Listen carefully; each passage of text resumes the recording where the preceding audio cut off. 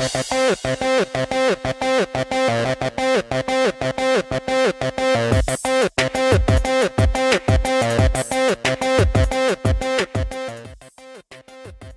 po sa Pinoy Scoop. At ito ang balita ngayon. Ang miyembro ng popular K-pop group na Ladies Code na si Aeon B ay nasawi sa isang car accident. Siya ay 22 years old. Ayon sa report, ang van na sinasakyan ng Ladies Code kasama ang dalawang hairstylist ay dumulas ang gulong sa basang kalsada bago ito bumangga bandang 1:20 AM. Ang ibang pasahero ng van ay dinala sa St. Vincent's Hospital kung saan ang dalawa pang miyembro ng Ladies Code na sina Sojung at Rice ay nasa kritikal na kondisyon.